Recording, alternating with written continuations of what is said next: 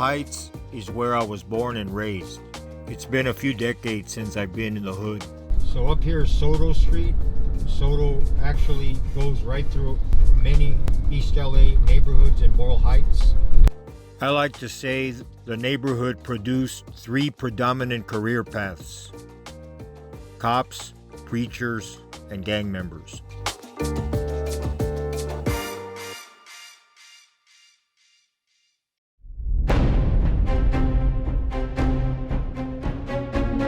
My name is Ramon Mendoza, also known as Mundo.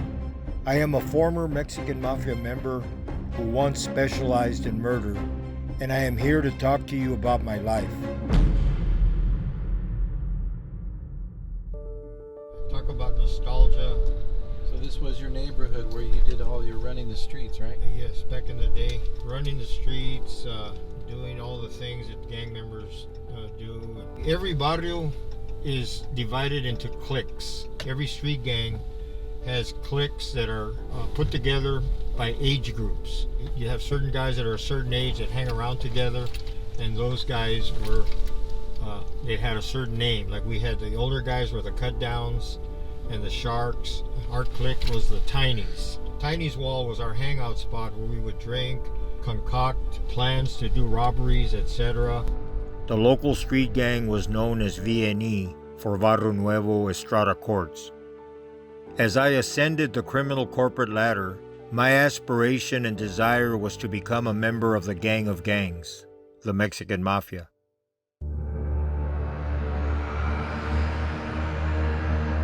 This dream would become a reality when I joined this exclusive fraternity in San Quentin.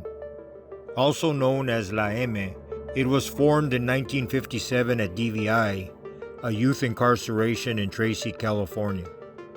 M is the Spanish phonetic pronunciation of the letter M. Not to be confused with Mexican cartels from south of the border, the Mexican Mafia was born in the USA. The original members were American citizens of Mexican descent. The M has evolved to where it has a consistent membership of approximately 200 active members at any given time. It is considered the most powerful prison spawn gang in the nation.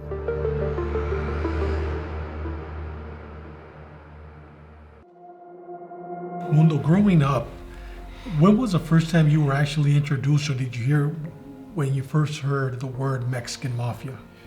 First time I heard the term Mexican Mafia was in 1966 at the Dual Vocational Institution in Tracy, which happens to be the birthplace of the Mexican Mafia. They had started about 9 years prior. But 1966, I was locked up in K-Wing, a lockup unit for assaulting somebody. And while I was in there, there was a couple of inmates there that I got to know that talked about the Mexican Mafia prison gang. And so that was my first introduction. I didn't know a lot of the details because it didn't affect me there at DVI at that time. And I didn't become familiar with it until 1970 at Soledad, when I was locked up getting ready to be transferred to San Quentin. And I was locked up in the adjustment center with Topo Peters, Bebito Alvarez, and Güero Psycho. And you already knew at the time that they were MA? Yes. They were full-fledged members? Yes. Did you look up to these individuals? At that moment, did you have like a desire, I'm going to be one of them someday? Of course, I did. And because who they represented, I did look up to them. I did have this aspiration of, that's the kind of guy. Bebito had just killed a black inmate, Dopey Dan, who was either a BGF member or associate of theirs. Topo, Bebito, and Güero Psycho were not your run-of-the-mill mainline convicts. They were bona fide M, and my hope was to someday be one of them, a Mexican Mafia carnal, a member. I played a chess game against Topo, and you play from cell to cell, and you call out your moves by calling out the number on the square. I beat him in the chess game.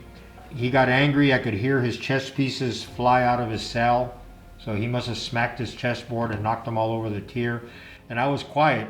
I didn't want to rub it in or anything because I'm not a made member. And something as little as that could get me whacked. So the other Emmett guys started teasing him. Say, come on, man, what kind of sport are you? The guy beat you fair and square. So Topo didn't talk to me for a couple days because he was still sulking and he had his little tantrum. His way of apologizing to me was inviting me to play him another game. And I didn't let him beat me, I beat him again. And this time he didn't get mad. So that was my introduction to Topo Peters.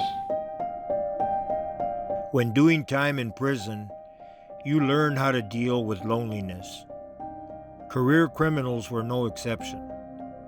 I was the youngest inmate at San Quentin and felt inclined to prove myself by being violent. Gang members behind bars become proficient in performing violent deeds. My primary objective as a prison gang member was targeting rivals for assaults and executions. Becoming a made member is the equivalent of climbing the gang members' Mount Everest. One day, after an extensive background check, I was finally approached and sponsored. So, my new direction in life would take an irreversible turn inside a California state prison.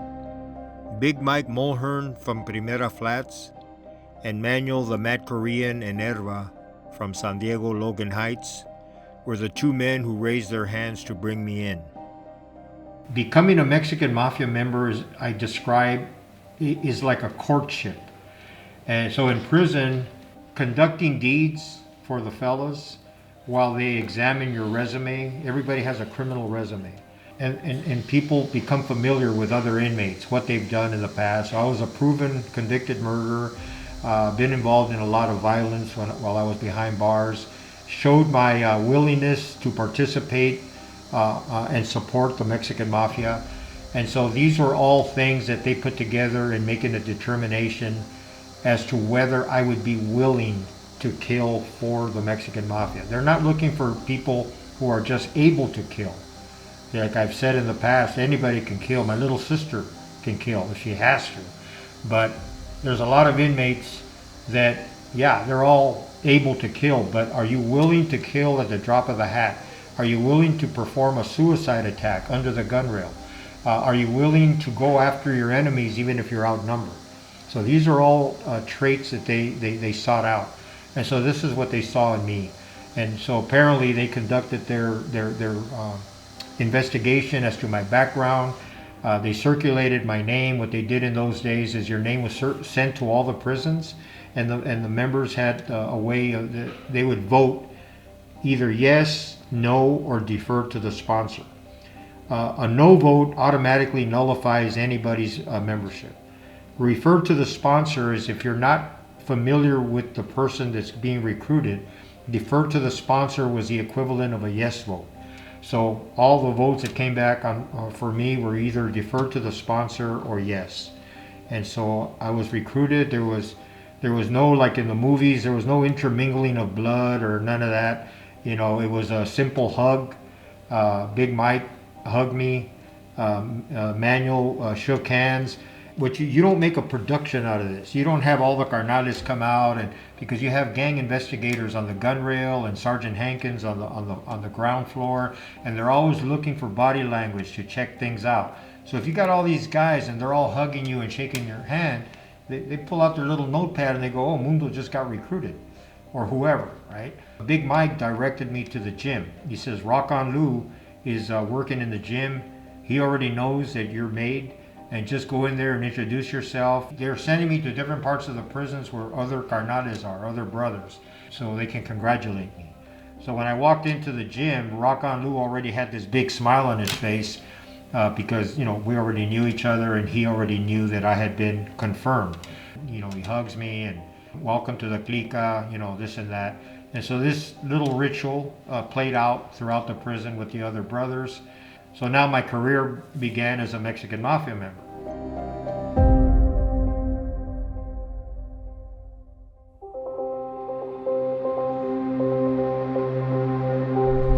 Had you already put in work for the Mexican Mafia at that point? No, No, had not. So your And reputation had preceded you from the streets. my reputation preceded me, and see, that's a misnomer. A lot of people think that to join a prison gang, any prison gang, that you have to kill to get in, and that's not so. Many of us had 187s or murders convictions from previous incidents, whether they be street gang or whatever.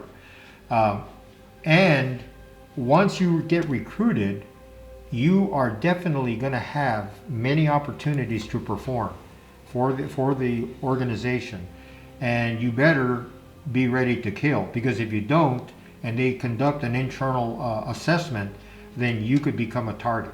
So, and this has happened to many people. So, by the time I paroled in 1975, I had personally killed 6 inmates, and I had been a participant as a co-conspirator in, I don't know, a dozen, 2 dozen.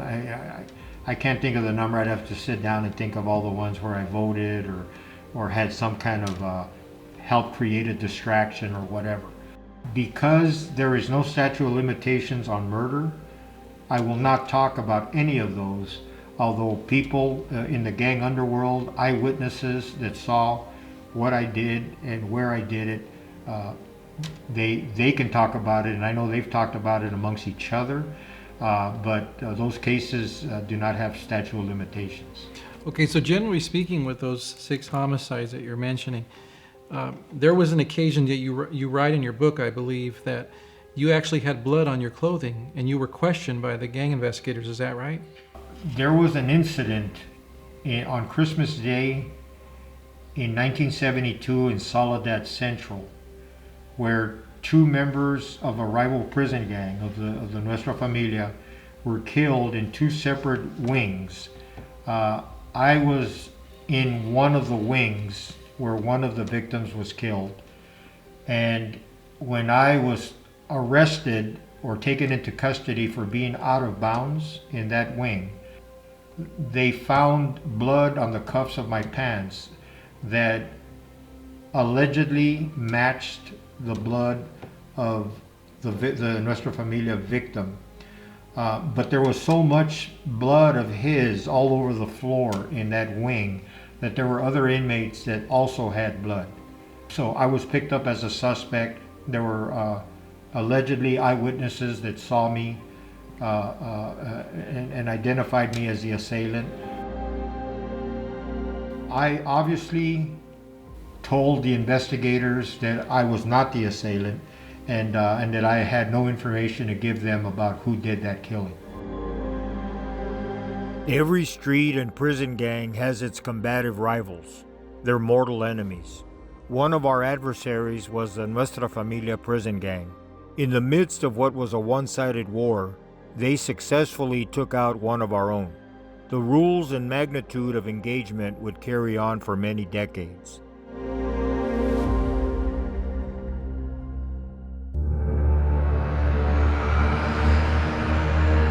Cheyenne Cadena was a highly placed member, first wave member of the Mexican Mafia prison gang, and he was killed in Palm Hall in December of 1972 by the rival Nuestra Familia prison gang. He was stabbed multiple times, thrown off the tier, and he was the only Mexican Mafia member to be killed by a rival prison gang. The homicides that were committed on Christmas Day at Soledad Prison was a Mexican Mafia retaliation for the murder of Cheyenne Cadena, and that was the last time that Mexican Mafia members and Nuestra Familia members were allowed to be housed together for decades.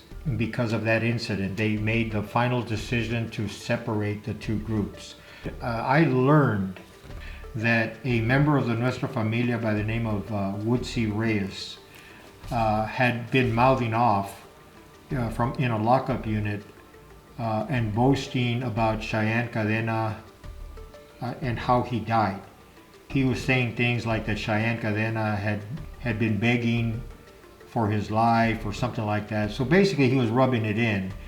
And so when the word got back to the fellas of course are wanting to retaliate further because again, Cheyenne was not only the only member to be killed by the NF, he was a highly placed member. So when I heard that Woodsy had made these statements, I vowed that upon my release, I would find him and kill him. True to my word and resolve, 2 months after my release from state prison, I would track down and take out Daniel Woodsy Reyes and his brother.